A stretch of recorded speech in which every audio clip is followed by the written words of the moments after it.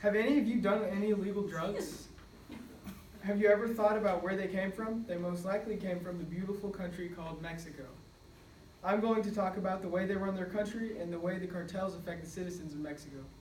Many people in this beautiful country are struggling and impoverished. I'm going to present extensive research that I have done, which I found very interesting. First, I'll tell you about the drug game and the cartels.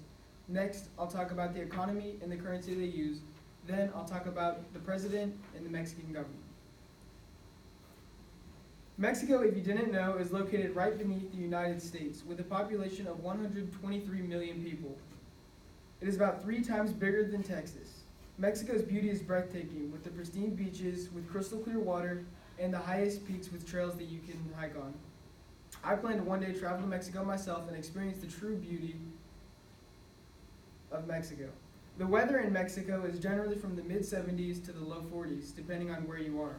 Like I said, Mexico has very many beautiful, amazing qualities for tourists, but the general being of the citizens is being compromised by the negative effects of the drug cartels. There are many huge, brutal cartels that run in Mexico, which we in the United States support greatly by being their main customers. The Mexican cartels are brutal and merciless. They are so strong because of our country's involvement. Mexicans are smuggling drugs across the border through land, sea, or catapults. The cartels are extremely dependent on Texas trade and will be greatly affected if marijuana is legalized here in the United States. The gangs are so large. The reason gangs are so large is because in certain areas, that's the way they raise their youth. The young people are taught that illegal activity is the best way to survive. If they do not comply, they can be beaten or even killed.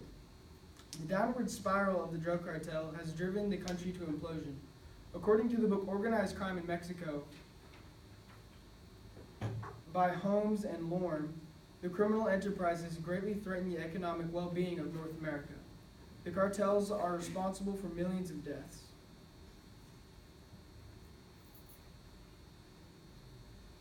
Because of this, many Mexican citizens live in poverty within a crashing economy. Due to the desperation, locals have been pushed to capturing innocent people and holding them for ransom. In turn, this hurts the tourist trade of this beautiful country because people are afraid to visit. There's currently a mob of thousands of people marching through Mexico trying to arrive here in the United States. The people's living conditions grew so bad that they just picked up everything and left in search of a better life. This is a great example of how the citizens feel in most parts of Mexico. The economic state which Mexico is in is a huge issue. Due to this economic instability, people are poor and living in bad conditions.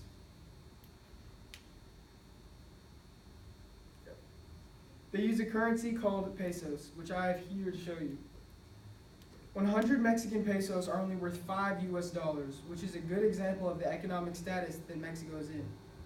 The main way that Mexico makes its income is through trade.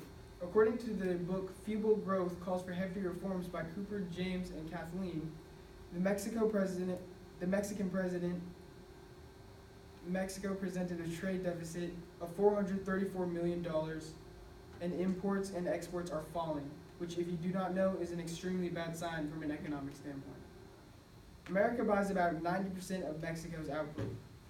This is holding back factory output, so with no way to build physical capital, Mexico's economy is stagnant.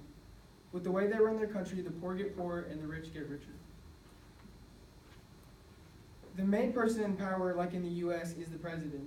Though different from the U.S., some argue that it is more like an anarchy than a democratic republic, because the president has much more power than I think was intended.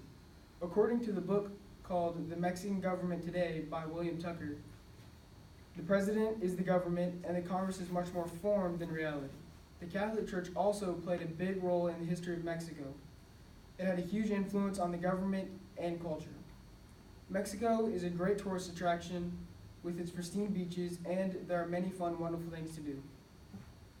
In conclusion, first I told you about the drug cartels, then I talked about the economy, and lastly I spoke about the Mexican government. If you go to the right place, Mexico can be a very good, fun place to visit, but in the wrong places, it can be brutal and dangerous. And that's